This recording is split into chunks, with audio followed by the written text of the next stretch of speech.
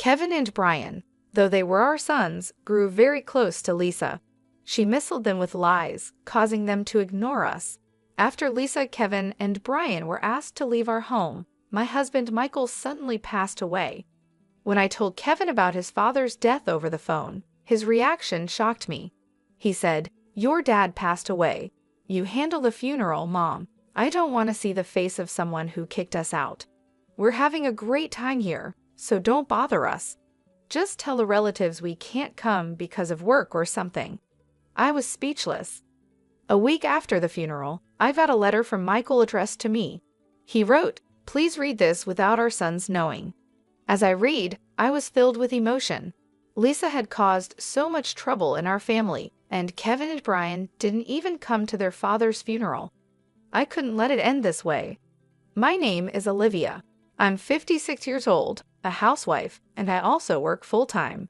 I met Michael at a party for new employees at our related companies. I'm not much of a drinker, but I couldn't turn down the drinks I was offered and ended up feeling very sick. I was sitting in a corner, looking for a chance to leave when Michael noticed me. He started talking to me and even arranged a taxi for me. Later, I took a day off to thank him at his office. He was surprised to see me, but pleased. "Coming all this way just to say thanks. You're really thoughtful." We became friends, started dating, and eventually got married. We both longed for a warm family life. Michael had a tough upbringing, and I lost my parents when I was young. We believed we could be happy together, but living with each other brought unexpected challenges, mostly because of Michael's sister, Lisa. Before the wedding, I tried to meet her, but she was too busy. Our first meeting was at the wedding. Michael's parents had passed away, so it was a simple ceremony with just friends and relatives. Lisa drew attention in many ways. She wore a pure white dress that was quite revealing and had heavy makeup, like a stage actress, and wore lots of perfume. I tried not to show how upset I was, but Lisa either noticed or just didn't like me from the start. She didn't say hello and made fun of me. She said to Michael, "Couldn't you find someone better at your workplace? Having such a plain sister-in-law is embarrassing. But maybe she suits you, Mr. Super Serious." Michael looked like he wanted to argue, but a fight on our wedding day seemed like a bad sign. I said, "I'm fine, let's go get ready." I forced a smile and led Michael away. That was our awful first impression, but I didn't worry too much, thinking we would only see Lisa at family gatherings now and then. However, things changed dramatically. Soon after a short marriage, Lisa moved in with us because of her husband's cheating. She said, "My ex left, and I want to move out too. Our parents sold their place when I got married, so I can't go back to my parents' house. Can I stay at Michael's place for a while?" Michael was clearly annoyed and said, "Why don't you rent an apartment? You got plenty of alimony, right? Just let me stay until I find a nice place. I want to take my time, not settle for a rundown house." But in the end, Lisa just showed up with her stuff and moved in without asking. The main issue was Lisa didn't seem to realize we were taking care of her. She acted like it was her own house, which was very stressful for Michael and me. Lisa would go out every night, sleep until the afternoon, and then spend the day lounging on the living room sofa, playing with her phone or just watching TV. This was her routine until she went out again after dinner. Sometimes I took a day off and stayed home, so I saw this was what she did every day.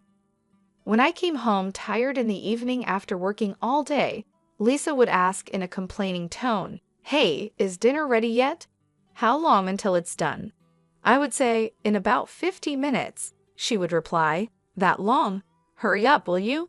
She also made rude comments about my cleaning, saying things like, "You're not very good at this," or "You're cutting corners." I share the cleaning duties with Michael. He's tired too. Lisa told me, as a wife, you should be doing all the household chores. I didn't want to complain to Michael about Lisa because I didn't want to ruin their relationship as siblings. But he noticed that I was becoming unhappy. When Michael asked me about it, and I told him about Lisa's behavior, he got really angry. He told Lisa, "Don't overstep your boundaries. You're just a guest here." But Lisa just shrugged and said, "I'm just stating the obvious," and refused to help pay for household expenses. She said, "I'm still in shock from my husband's cheating. How can I work in this state? And you want to charge me? I can afford to pay for clothes and go out drinking." Lisa's attitude made both Michael and I very upset. My dream of a happy married life was turning into a nightmare because of her. Michael and I wanted to have kids soon, but it seemed like the stress over Lisa was getting in the way. We were even thinking about getting medical checks when I found out I was pregnant in our 6 years of marriage. We were so happy and cried tears of joy. Michael saw this as a chance to suggest Lisa move out. He told her, "We're going to need more space when the baby comes. Maybe it's time you move to your own place." Then Lisa asked me what I planned to do about work. I said I planned to return to work after a year of parental leave.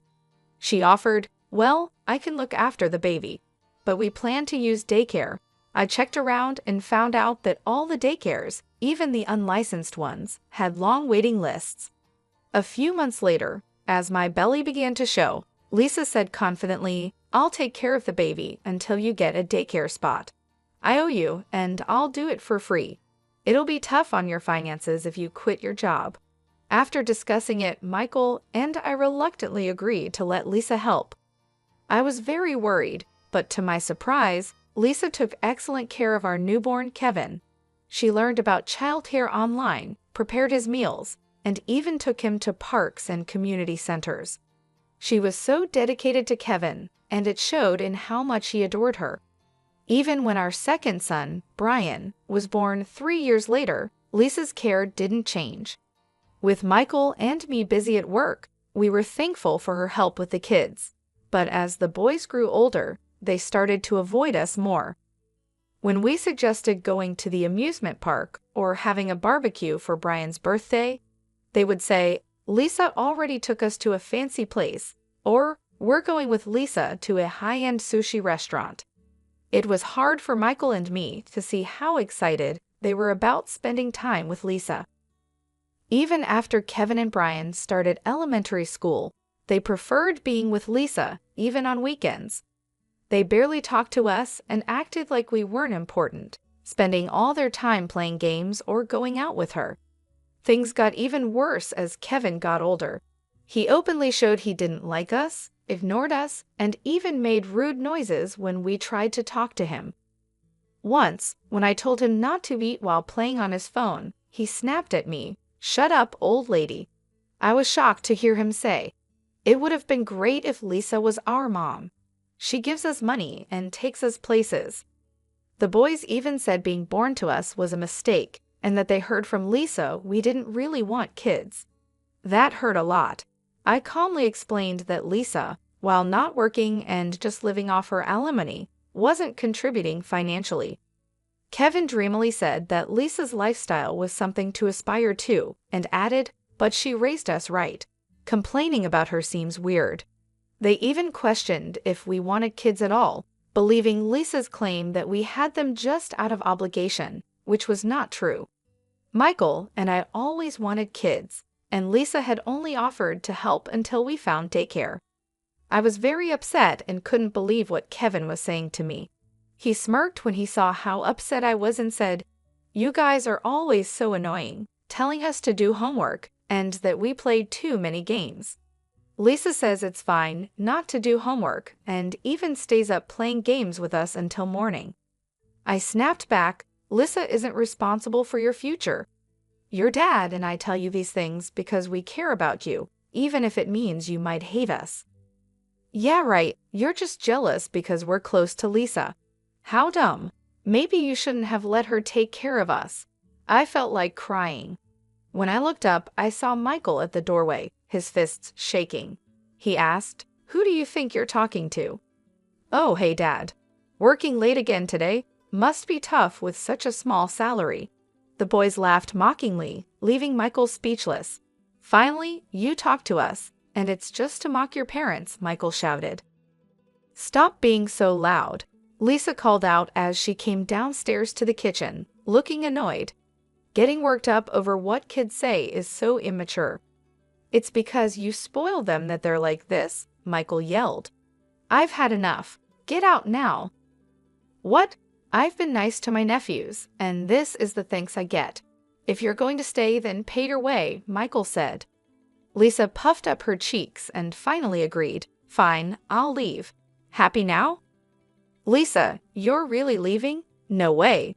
But Lisa quickly went to her room, packed her things in a suitcase, and came down to the entrance. I've put my clothes in boxes.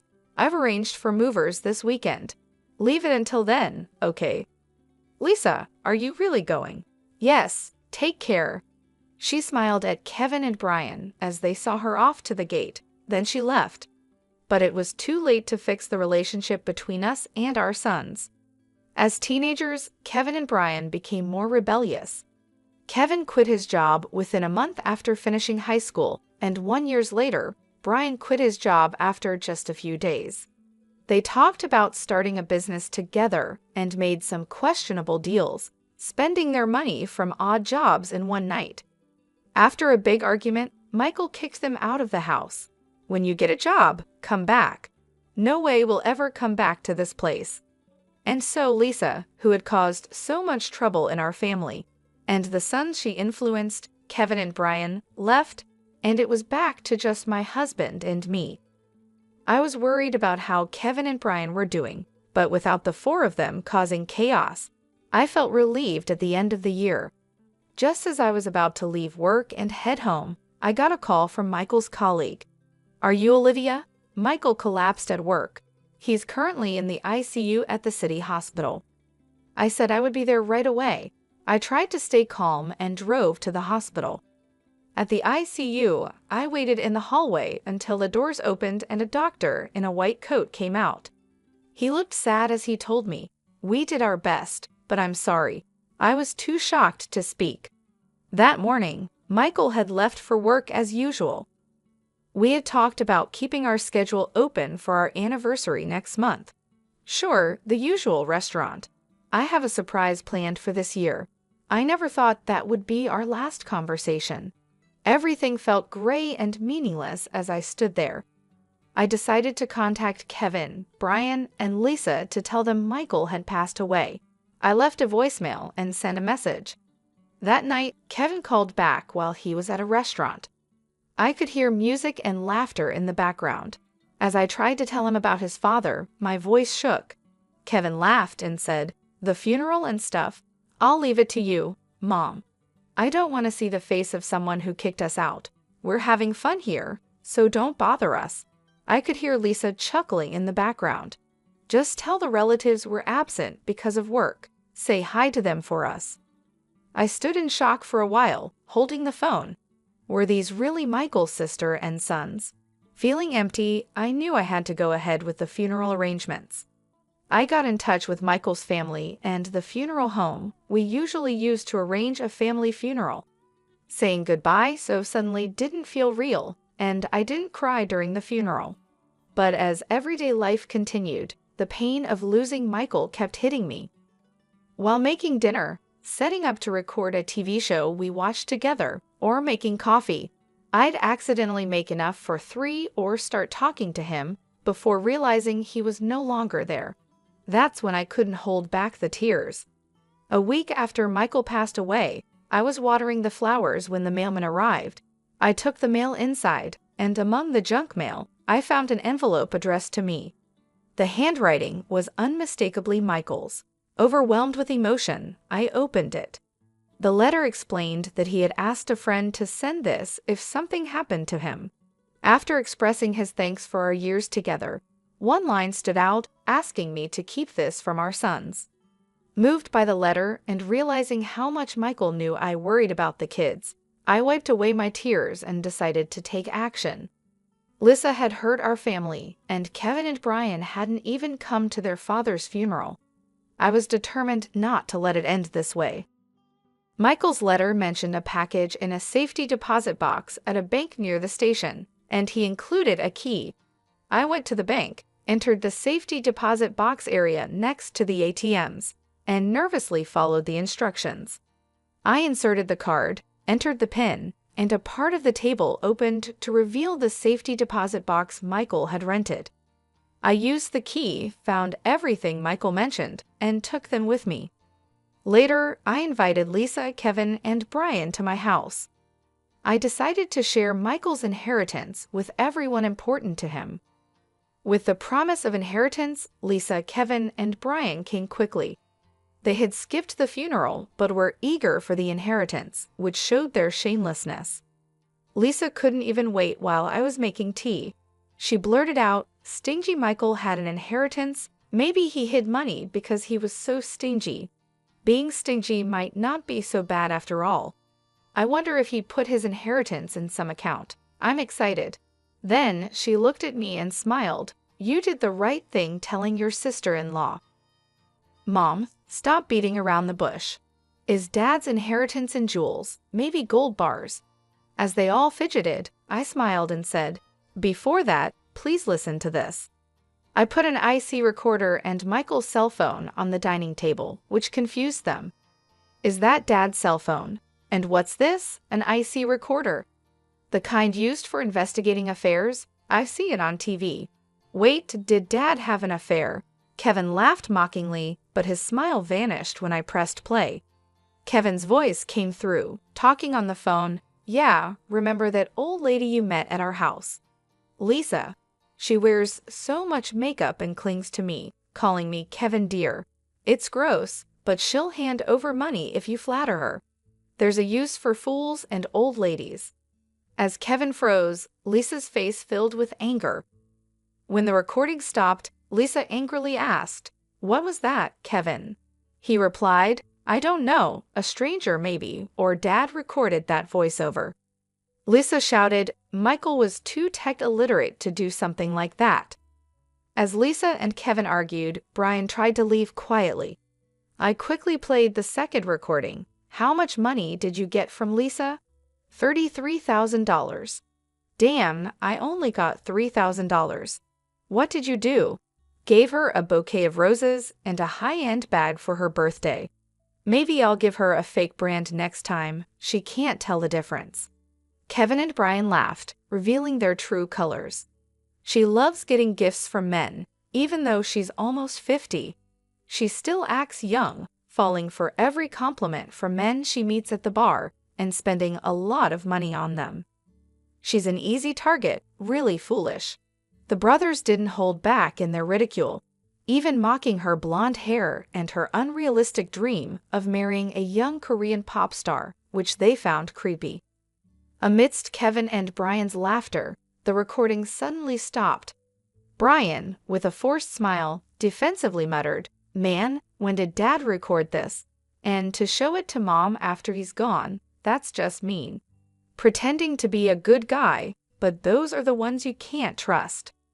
Even now, they continued to insult Michael, which made me very angry. Before I could speak, Lisa yelled at them, "You dare mock people? Who do you think raised you since you were kids? Don't mess with me." "See, that's what's so annoying about you, always acting like we owe you," they replied. Kevin and Brian's laughter made Lisa's ears turn red with anger. "Now it's your turn, Lisa. Having a favorite bar to go to, that's quite nice, isn't it?" As I reached for the IC recorder, Lisa's face tensed up. Without hesitation, I pressed play. First, lively music and clinking glasses. Then Lisa's high-pitched voice came through. "That's right. I've had my nephews wrapped around my finger since they were little, fill their heads with all sorts of nonsense about their parents. Kids are easy to manipulate." "Oh, Lisa, you're so clever," praised the man. Proudly, Lisa responded, "I'm single. I need them to take care of me in my old age. Look at my nephew, handsome, right?" "True, they look like models or pop stars," the man replied, growing more talkative. "I dream of my nephews feeding me, taking me on amusement park dates, even changing my diapers in the future." "Oh wow, going into a facility? No way, if I'm going to be looked after, it's by handsome men only. Can't wait." I stopped the playback and looked at Lisa. With Kevin and Brian's intense gaze upon her, she turned away. So both my brother and his wife had nasty hobbies, recording things secretly. You were gallivanting around so much, I heard from relatives and got curious. After all, the alimony from your ex-husband should have run out after 24 years, yet you remained unemployed. So I hired a private investigator to look into your background. I explained what had been recorded. Lisa, you really are quite a character. No, not funny at all. Creepy, really. What do you think of us? As the brothers cringed and hugged themselves, Lisa's eyes narrowed in anger. Shut up. I doted on you, spent my time and money. What's wrong with expecting something in return? Oh, you mean this? I said as I spread a bank book on the table, making Kevin and Brian's eyes light up. Oh, is this finally the inheritance? Well, sort of, I said suggestively, glancing at Lisa, who looked nervous and sweaty, her eyes darting around as if looking for a way to escape. I turned to Kevin and Brian. Remember what I told you before? Michael cut ties with his father before we got married, remember? Kevin nodded. Our grandfather, Dad's father, didn't work seriously. He relied on the family fortune and racked up a huge debt, I continued. That's right, I added. Michael's mother worked herself to death paying off those debts, right, Lisa? Yes, Lisa nodded. So the inheritance Michael received from wealthy relatives, he kept it a secret and deposited it in an account for you four. We never heard about this. If there was money, why didn't he tell us, they asked. He planned to proceed with the inheritance once you started working seriously. But before that, someone used it without permission, I explained. Kevin and Brian turned to look at Lisa. No way, they said. Yes, I continued. Lisa had been taking Michael's bank book and seal without permission during his lifetime and withdrawing money. Kevin and Brian looked at the bank book, which now showed $300,000 down to $20 in 2 years. Hey, what did you spend it on? They demanded. Well, this guy convinced me there was a great investment opportunity. I thought I could double it and pay it back. I just borrowed it, that's all, Lisa tried to explain as she squirmed under their gaze. Kevin and Brian exploded in anger. Don't joke, that was supposed to be our money. Just $300,000 and you're making a fuss? Considering the effort I put into raising you, you should be giving it to me for free, Lisa shot back defiantly. This made Kevin and Brian even angrier, their veins popping on their foreheads, looking ready to confront her. But that wasn't all about Lisa. I sighed and spread Kevin and Brian's bank books on the table. You both started working right after high school, so the college funds were left untouched. I was going to give it to you once you started working seriously, but this too was meddled with. Seeing only a few pennies left in their accounts, Kevin tore at his hair in frustration and Brian almost cried. Damn it, woman, what you're doing is criminal. Yeah, we'll sue you, they threatened. Don't be silly, it's called family theft and doesn't count as a crime when done by a relative, Lisa replied, crossing her arms and legs and laughing annoyingly. I'll pay it back someday, maybe in the next life. You could be charged for it. That's why I called the police earlier, I said. At my words, Lisa's eyes widened in shock. Huh? Indeed, relatives living together can't be charged for crimes, which is why Michael kicked you out, planning to report you. Dumbfounded, Lisa asked in disbelief, You betrayed your husband's sister. Well, yes, that's what happened, I confirmed. Really unbelievable, after all I've done for you. How ungrateful, Lisa complained. Who's ungrateful here? I yelled back, silencing the room. I glared straight at Lisa, unleashing my fury. Because of you, our family is a mess. It's beyond repair. What are you going to do about it? Overreacting much, Lisa shrugged. I should have never trusted you and kicked you out sooner, I said. Then Lisa turned to Kevin and Brian, spreading a sinister smile across her face. I wanted to be a mom, huh? Since I couldn't become one, I thought I'd take your mom away from you too, out of spite. Kevin and Brian looked terrified. Are you okay in the head? Just stay away from me for good. That's a problem. I came today to borrow money from you, Lisa smirked. We're family, so we should help each other in times of need, right? Yeah, right, Mom. Suddenly, Kevin and Brian, who had been furious moments ago, put on a smile. Actually, we're broke too. Got fired for talking back at work for taking a little unscheduled break. They're so arrogant, Brian and Kevin complained bitterly. I felt a headache coming on. Getting fired is what you deserve, huh? Why? Yeah, we got kicked out of our apartment, Kevin casually revealed. Didn't pay the rent, so we'll stay here for a while. That's okay, right? And cover our debts. Once we're debt-free, we'll start working seriously. Can't you lend us about $60,000? You're working after all. Faced with their brazen request, I was stunned. I felt a surge of anger. Don't mess around. I have nothing to lend to sons who skipped their father's funeral.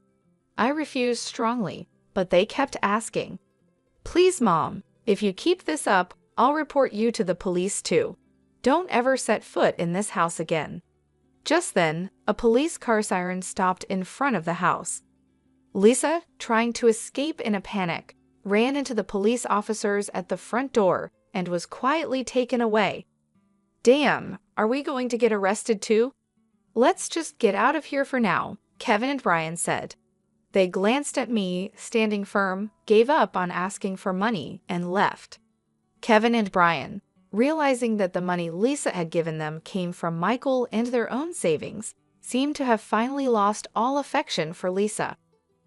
I don't want to end up like them, they said, seemingly deciding to work seriously. But their laziness didn't disappear overnight. They kept calling me. Mom, I'm being pressed for payments at the bar. Can you lend me some money? I blew it all on horse racing. Can you lend me about $200,000? I got so annoyed that I blocked their contact information.